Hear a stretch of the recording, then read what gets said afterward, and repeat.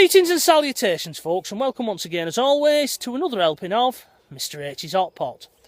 You join me today for day 46 of the UK lockdown, where currently I'm out and about, early doors, taking my daily exercise first thing in the morning to try and avoid the crowds and maintain social distancing. I am, of course, also bringing you guys along for the ride, aren't I? Albeit vicariously. Now, day 46 brings us the beginning of yet another lockdown bank holiday weekend. Doesn't seem 2 minutes since the last one, does it? And the sort of being lost, the benefit of the bank holidays is being lost, isn't it? Because many of us are still stuck at home and we're not allowed to return back to work yet. But this one's going to be a bit different, and the reason for that is it is a bank holiday Friday, not a Monday for this one. And the reason that they've switched it round and mixed it up a little bit is it coincides with the 75th anniversary of VE Day, Victory in Europe. On this day, 75 years ago, Nazi Germany formally surrendered unconditionally to Allied forces in a schoolhouse in France, thus marking the end of World War II in Europe. The guns fell silent across Europe after 6 long years of war, really. So they've decided that, with it being the 75th anniversary and a big number, that they want to mark it, and that's why it's been switched round for this particular bank holiday. Now, I don't know if any of you out there have got any plans, if you're going to formally mark the occasion or not, but even if you're not, I think you should just spur a thought, just a few moments across these next 3 days for the brave men and women who gave their tomorrow for our today. Because when you put those sacrifices that they made into comparison with what sacrifices we're having to make today regarding this current coronavirus crisis, it pales into insignificance, really. That's not to say that anybody out there who has suffered loss or anyone who's actually had to fight coronavirus is their plight is any less, but on the whole, when you take it all across the board, really, our sacrifices today are nothing compared to what our grandparents, great-grandparents, and in some cases great-great-great-grandparents had to go through. When all said and done, they was asked to go to war. We're being asked to stay at home and try and maintain social distancing. So I don't think you can put it into the same category, although many will try. And when all said and done, everybody will have had a moan over this. Even Mr H, as cheery as he is in these vlogs, has had a little moan. I think it's a British pastime, moaning, and the older you get, the better you get at it too. Anyway, folks, on to today's vlog and day 46. Now, obviously, the big thing is, we're all waiting now, is Boris Johnson to make his speech, which I think it's going to be at 7 PM on Sunday. That's when he's going to sit down before the nation and tell us what his plan is. Now, I think I said as it would be around tea time when he will be making that. So it all depends when you have tea, doesn't it? Up north, we tend to have it roughly about 5 o'clock, don't we, in the evening. Down south, you guys tend to move more towards 7 PM. So it'll probably be your tea time. You'll probably be sitting down to your bangers and mash or whatever, listening to Boris Johnson. And it'll be interesting to hear what he has to say, because judging from the comments that I've had on yesterday's vlog, which, thank you once again, I do appreciate all your comments, it does seem that many of you are wanting to exercise caution regarding lifting the lockdown. You don't want to see it lifted too soon and too quickly, which is fair enough. I do agree with you. I do share your concerns, I'll be honest with you. However, the measures I think he will be lifting are measures that I think people have already lifted, to be honest. One of the ideas that's floating about is that we'll be allowed to go out and have more than one portion of exercise in a day. We'll be allowed to go out for exercise maybe twice, 3 times. And to be honest, you'll probably find that a lot of people are doing that anyway, although no one will admit to it. So I don't think he'll be giving us anything that we've not already taken as a nation, to be honest. But we'll have to see how it goes. We really will.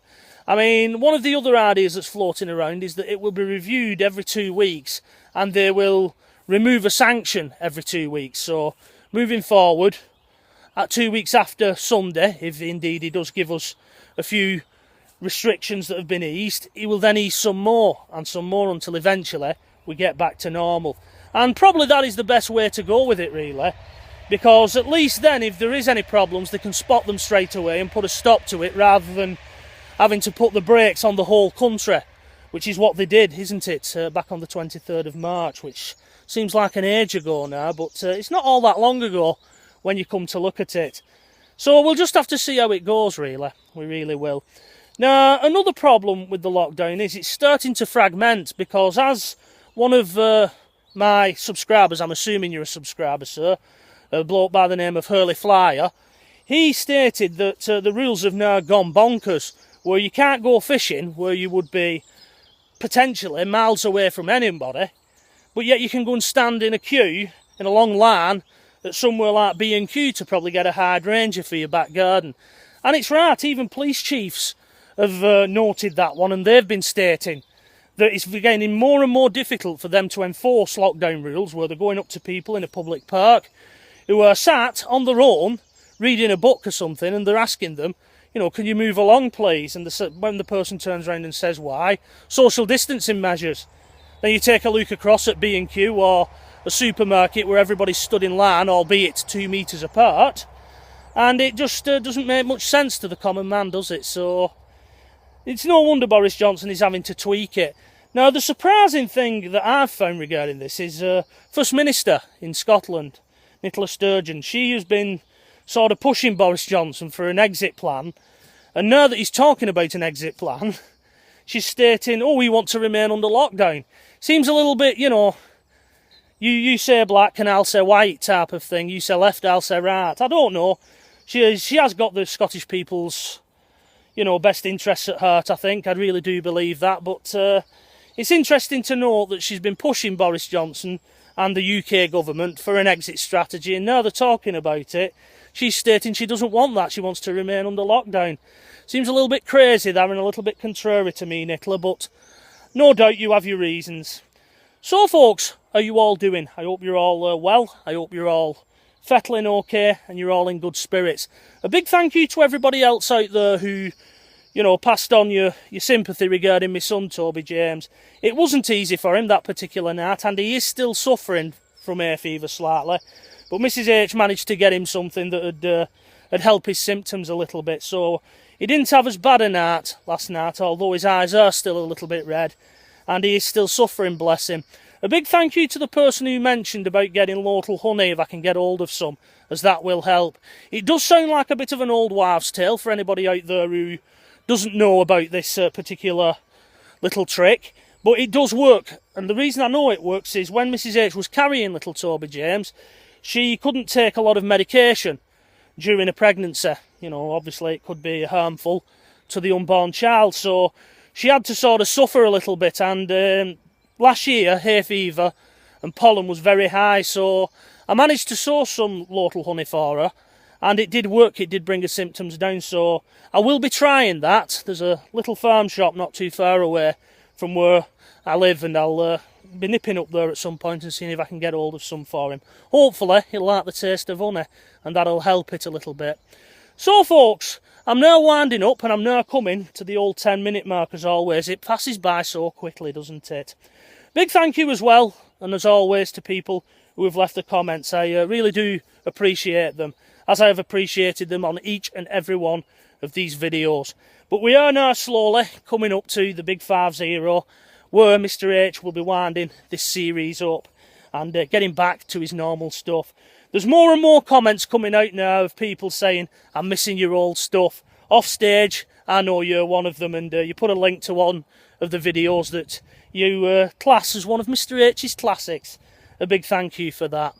Right then, folks, I'm going to leave it here. I'm going to cut it early, I think, and get off. And let you enjoy the rest of your day, and indeed the beginning of this VE Day lockdown bank holiday weekend. So, folks, until tomorrow, when it'll be day 47 of the UK lockdown, and I'll be joining you once again. Stay safe as always, and bye-bye for now.